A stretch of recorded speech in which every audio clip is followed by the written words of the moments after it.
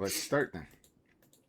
So this is the RHT Circle. We're sitting here with Laura Owl, also a Sagamok member like myself. And I prepared a slide that she's going to put some actual experience behind and answer a lot of the questions I have myself. Like, I have not worked out of an administration like Laura, have not been a counselor. Do you want to talk about that, what your experiences are, Laura? Like my role as a counselor Wherever you want to start. or just overall? Really, this slide is more about the overlap between Angus's roles as chief, the SAO, I can't remember what it stands for now, but the old director of operations, and company president, chair of the finance and audit committee. We'll get to that, the full list, but yeah, just your experience working in those areas, I guess. Okay. So just to give you, I guess, a brief background of positions I held, not just in Sagamok, but other communities. So it kind of gives more space for people to see, the experiences I've had, as opposed to just our own community, but we're focusing on that. So in my role in the community, my very last role actually for Sagamok and Anishinaabeg was director of operations to you held that top administrative role then. Yes, which I held for probably 2.5 years before eventually leaving the organization in 2013. But my role during that time was to oversee the organization. I was responsible for all management, senior management, where I oversaw 7 departments: the administration, finance, education, planning and tech services, health services, social services, and I believe lands and estates and membership. Was Angus the chief at the time? No, actually he wasn't. The chief at the time was Paul Shkokigan. Another one of our current counselors. Yes. So yeah, this first slide here is specifically about that role you're talking about, and like this, as far as I know, has flown under the radar. I don't think a lot of people have a look at our annual reports, and that's where I found this little graphic that I have up here with Meet the Leadership and Angus proudly displaying himself as the SAO. What do you think about that? Like, working in that director of, as we said, the director of operations role is the same thing as the senior administration officer. That's correct, right? Yeah. Right. So yeah, like, you've worked with the chief. Like, what's going on here? How is the day-to-day supposed to go if you're the SAO and working with the chief? So the work Sagamok had done over a long period of time, starting back in the early 2000s, was to separate the politics from the administration. So there was a clear distinction between the roles. And we did that for a very good reason, and it was to ensure that council wasn't becoming involved in the day-to-day operations of the administration and our services, because at the time, council members were going into departments and saying things to staff, and that's not what we wanted. Right. So we wanted to split them completely. And this isn't a new idea, right? Like, there's lots of research that says that good governance means separating these offices and roles, right? Yeah, absolutely. And it was actually a framework that was developed, I think, by the First Nations Governance Institute at the time for Sagamok. It made the recommendation that it needed to be separated, that we needed to implement a quality management initiative, and that we needed to become more accountable to our membership.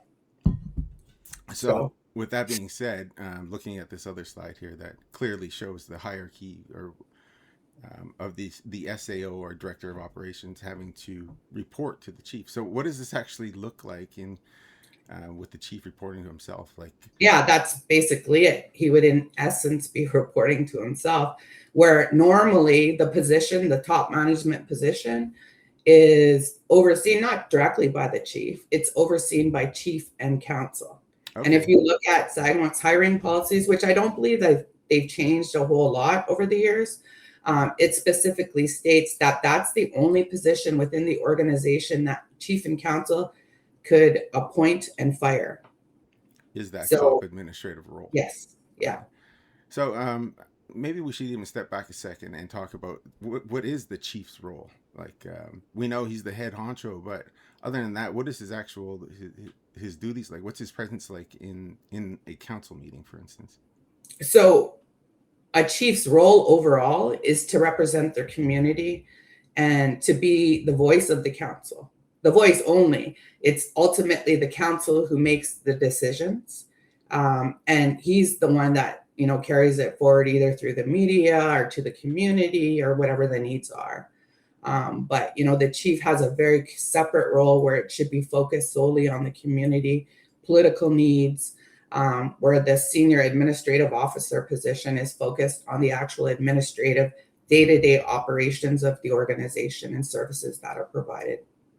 Yeah, so he's just they basically obliterated the line between politics and governance, right? Yeah, when I looked at it, when I looked at it in 2022, when it was all breaking down, I was like blown away because the amount of work that Sagamok put into it over the years, the amount of money that was invested to make it happen, to see it all come down just in a matter of months where individuals were removed from positions. You didn't see that senior administrative position posted at the time. I couldn't recall. And I mean, if there is a posting, I'd like for somebody to provide it, but I don't believe there was. Yeah, so to be clear, in this last slide where I have a screenshot of the current posting, like this, it's actually expired as of last week or a couple weeks ago. But this was a recent posting for this top administrative role. I couldn't find anything in the archives of the internet or these job sites that had that role posted in the past 4 or 5 years that I checked. Yeah. Yeah. So anyway, moving on to his other role as the Finance and Audit Committee Chairman. What does that say in itself? Even if you're to separate just being chief, is it normal that the chief would be also the chair of a Finance and Audit Committee? No, not normally. So the way I view it is the Finance and Audit Committee is a mechanism that, like our management, after our management have completed their annual budgets and they're ready to submit them, they would move them up to the Finance and Audit Committee for them to vet them before they go to council. Right. But it's not normal. It should be chaired by somebody else. And I do believe in Sagamok's First Nation, their financial administrative law, that it's very specific in terms of how the committee is to be structured. Right. Like I think I did read that at least 2 council members are mandated to be on the committee. Yeah. So it's not unusual in itself that a chief or councilor would be on there, or no, but there should be other representation, and I think that's not what's clear here. I don't recall seeing any postings during the last election for committee opportunities. Mm-hmm. I don't, anyways. But I don't go on the website too often. I have lately, and that's just as I've been digging into this. But it's not, in general, it's not a very information-friendly place to be. Like PDFs. It's difficult to get information right through the portal. I thought absolutely. That's what I just thought. But this is the only documentation I could find that has anything to do with the Finance and Audit Committee. Like none of the committee lists are posted. Basically, it's like an information blackout everywhere you look. And I think this is actually where I started raising questions. It was there was a fall meeting in 2022 or 2023 where they were presenting the prior year's audit. And I had raised questions and, wasn't provided answers. And that's why I started to look at other policies that they had available for us to review, like community members. I looked at their quality management manual. I looked at the FAL, and I looked at some other documents that were available on the website. Yeah. Sorry, I forgot actually to mention that this screenshot is from the one of the financial audit statements. I think this one's 2025, but 2024 is the exact same anyway. Yeah. But yeah, this one is publicly available. It's on a federal website somewhere, not just the Sagamok members portal. And moving on to from the top political position, top administrative and finance position, other than the director of finance. What do you think of him being the director and president of multiple nation-owned companies as well, like this GR Trust and the OCL custom crushing and quarrying? I think based on just, best practices, it's not a good idea to have the same person hold multiple positions for various reasons. They're going to become overworked. They're going to forget things. Work won't be followed up on. The service levels or quality will no longer be there. It seems like he's getting very far away from the community that he's supposed to be serving as well, I think. Yes. Yeah. Yeah, the OCL trucking. So I spent an extra slide on this because it's particularly interesting. This one no longer exists. This OCL trucking excavating. This one was purchased. Well, it got amalgamated into the OCL custom crushing and quarrying. And then when you look at the audited statements, like you see, and the minutes and whatnot, you see some of the debt that these older companies have held, and it's been converted into equity. So we as a nation are not being paid back the loans that we have out. We're getting it back in equity into the company that we have no idea is making a profit or a loss. And that's one of the case. This is one of those cases where OCL got amalgamated into OCL trucking. The little information we doesn't show a clear picture of how this all happened.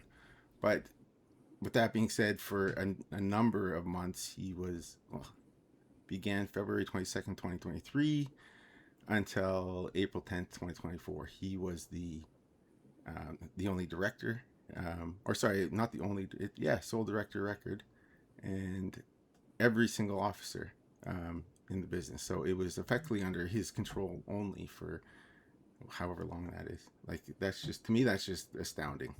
Yeah. And beyond that, so I can't really speak to any of this stuff. I don't know what his roles are in any of these positions, like the North Shore Tribal Council. But this is what you've collected or seen online? This is just from his own bio, online, on the website. Wow. I don't know what the current status of North Shore Tribal Council is and who chairs it. But we do know, based on information provided to the community, that he is the trustee litigation person for Sagamok, right? Like, he's our representative. And then the First Nations does that make another conflict, do you think, right there? Major. I think it's a major conflict. It's difficult for somebody to. My baby's at the door. Well, actually, we're getting to the end here, so Baba, I'm on that phone. Maybe we'll just cut it there because this is the last slide anyway. And that's basically it for me. Like, unless you have anything to add, I think there's some really important questions that we should be putting to leadership in very loud voices, all of us. Don't you agree? I agree 100%. I think that, just based on Sagamok's history and how we've developed and how far we came, we need to take a really hard look at what we're doing today to ensure that we're protecting all the previous work that we've done, because we know that it's proven. Sagamok is or was an ISO registered community. And what impacts do these decisions have on that certification? I think one of the certificates that you provided, or one of the statements that were made, was that Sagamok's certification expired in 2024, which to me is extremely concerning, because it lays a strong foundation for accountability and transparency across all the services that we have, all corporations, everything.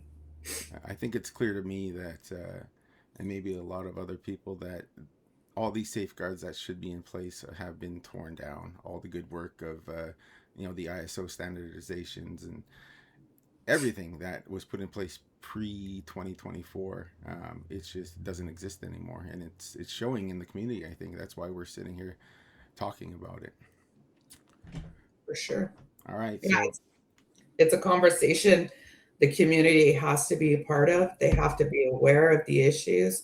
I think it's important for people to voice their opinions, to understand. Like if they don't understand something, it's okay to ask questions. yeah, Um, it's supposed to be okay to ask questions, yeah.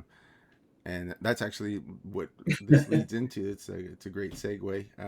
July 23rd, Thursday at the Massey Legion Hall, we're holding an information session to go over all this research, and this is just the tip of the iceberg, and we're talking about the chief's roles, and that's it. But there's a whole bunch of the companies that, there's a lot of questions of money being moved around with no accountability or transparency at all. So is that it? Have a good night.